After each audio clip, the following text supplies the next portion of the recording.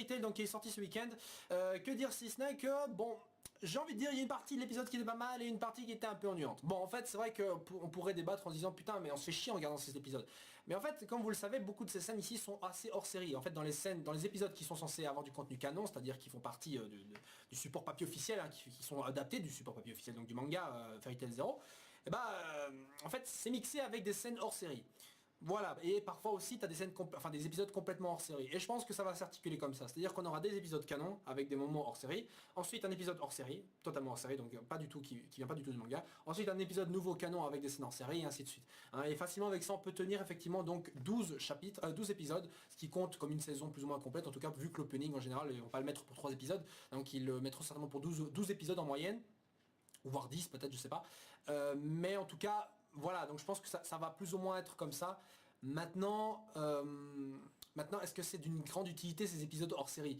Oui et non. Non dans le sens où en soi c'est pas des épisodes qui nous permettent de progresser plus rapidement dans l'histoire. Et oui dans le sens où ça nous permet on va dire d'apporter du matériel pour une meilleure crédibilisation de la relation Mavis, Zera, Precht, Warrod et Yuri. Voilà, en gros avec ces épisodes on approfondit un peu en fait si vous voulez les relations entre les personnages. C'est pas une mauvaise chose en soi. Dans cet épisode-ci en fait on se concentre surtout sur Mavis et sur Purito. Un épisode que en fait est très important pour moi dans le sens où justement Purito est le futur second maître de Fairy Tail. Et donc de ce fait il était important de voir comment une relation allait se construire entre les deux. Mais sans vous spoiler, ouais non en fait je vais rien dire. Non excusez-moi, j'allais vous spoiler justement en disant ça. Mais disons qu'en fait dans cet épisode on a donc le début. On voit donc un Purito qui est en fait quelqu'un qui est socially awkward, donc un peu qui socialement parlant est un peu bizarre si vous voulez. Donc le mec qui fait un peu peur aux gens malgré qu'il ait des intentions assez pures et qu'en soi il est très gentil. Voilà, bon c'est évidemment un contraste assez incroyable par rapport au personnage que l'on a connu au début dans Fairy Tail, c'est-à-dire le maître de la guilde noire la plus puissante et connue du monde. Légèrement le mec qui... Oh putain j'allais vous faire un spoil, excusez-moi c'est dur de pas vous spoiler mais...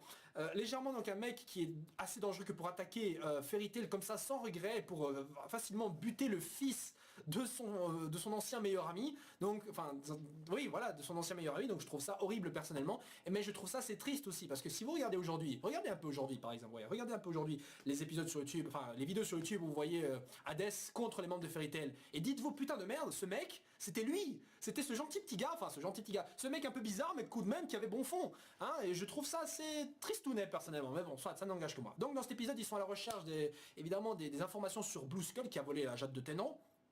Ils vont un peu partout et entre temps t'as Mavis donc évidemment qui découvre pour la première fois ce genre d'endroit et qui est là ouais c'est quoi ça voilà un peu casse-couille au début personnellement mais en même temps on trouve un petit côté un peu mignon. Mavis qui est évidemment toujours là en train de se demander ce qui se passe. Voilà donc du coup les deux se séparent parce qu'évidemment Mavis n'a pas eu l'occasion d'interagir un peu avec Purito dans les épisodes précédents et au final ils se retrouvent donc dans un bar. Voilà bon, parce que les scènes en fait où ils étaient dans le parc c'est des scènes en série mais ils se retrouvent au final dans un bar donc vu que là-dedans traînent certains mages et certainement aussi qu'ils trouveront dedans des infos sur Blue Skull. Et là Mavis donc nous fait encore part de sa grande intelligence puisque celle-ci remarque évidemment que le barman c'est un connard et a vendu parce que le mec en fait est au courant que Blue Skull était une guilde sans que justement Purito ne me mentionne qu'en soit Blue Skull était une guilde de mages, hein, voilà, mais lui il avait trouvé directement ce qui fait qu'il s'est un peu trahi sur le coup soit. Et donc ils sont un peu baisés par des runes d'ailleurs que je trouvais assez... que je trouvais débile comme système parce que je veux dire le mec il avait appuyé, je sais plus s'il avait appuyé sur un bouton ou tiré sur un truc, je sais plus quoi, mais en tout cas ça a en gros retourné des parties du sol qui ont fait apparaître des runes. Et je me suis dit putain mais en fait si Mavis et Purito étaient pas justement pile poil à cet endroit là et qu'ils étaient à côté, son plan aurait foiré. Bon voilà je vous dis ça mais j'ai trouvé ça assez con en fait comme truc mais soit. Et là Mavis donc fait une démonstration donc de sa magie, hein, qui est une magie basée sur l'illusion. Voilà, c'est l'illusion, puisque la meuf elle arrive à créer donc un faux Tenro, donc le loup, parce que Tenrojima, voilà, enfin Tenro pardon, ça veut dire le loup. Tenro en fait c'est une référence à l'étoile de Sirius, le loup, enfin bon voilà, c'est pour représenter le loup quoi si vous voulez. Et donc du coup ils arrivent à soutirer l'info comme quoi justement Blue Skull se trouve justement à la ville de Magnolia. Et vous savez où se trouvait aussi Magnolia? Fairy Tail. Donc du coup on se rapproche un peu de la création de Fairy Tail, comme quoi justement la guilde qui a volé la Jade de Tenro se trouve dans le même endroit où justement la guilde de Fairy Tail a trouvé et a pris ses racines. Voilà. Et l'épisode se termine sur un cliffhanger intéressant où on voit justement Mavis croiser Zeref. À ce moment-là, les deux ne se connaissent pas, mais ils vont certainement faire connaissance quand on a vu l'opening, je veux dire, c'est assez clair.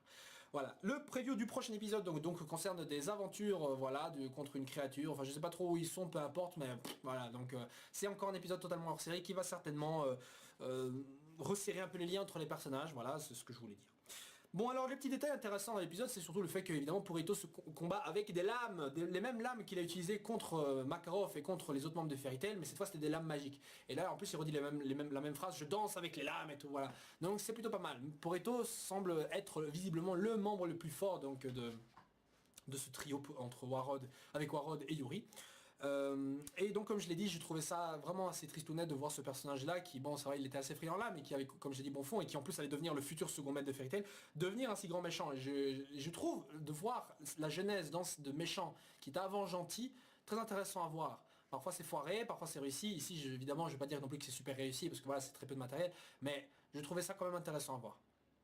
Alors, et si vous avez peut-être remarqué un petit détail aussi, lors de l'annonce du titre de l'épisode, voilà, vous allez peut-être, si vous l'avez remarqué, mettez-le en commentaire, voilà, je vais pas vous le dire, et évidemment, si vous savez tout, la suite et tout, ne spoilez évidemment pas, parce qu'il y a des gens qui n'ont pas vu la suite, qui ne connaissent pas la suite et découvrent tout par les épisodes, voilà, ce serait dommage d'un peu gâcher la surprise, vous allez me dire, ouais, mais Gonzalo, toi tu te gênes pas avec tes titres de connard, et j'ai envie de dire, c'est pas la même chose, voilà, parce que, excusez-moi, voilà, sur ce les gens, on se retrouve la semaine prochaine, j'espère, ou peut-être pas en fait, parce que je pense que je vais pas faire de review du prochain épisode, à moins qu'il y ait un truc super incroyable, mais voilà, donc dites-moi ce que vous avez pensé de cet épisode, est-ce que vous croyez que ces petits moments hors série sont utiles ou pas utiles?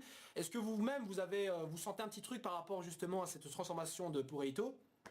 Hein, et est-ce que vous avez peut-être une idée de ce qui va se passer par la suite, hein, parce que vous êtes beaucoup à ne pas le savoir, même si on est nombreux aussi à le savoir. Voilà, j'ai pas envie de vous gâcher le plaisir. Sur ce les gens, ciao ciao et à la semaine prochaine.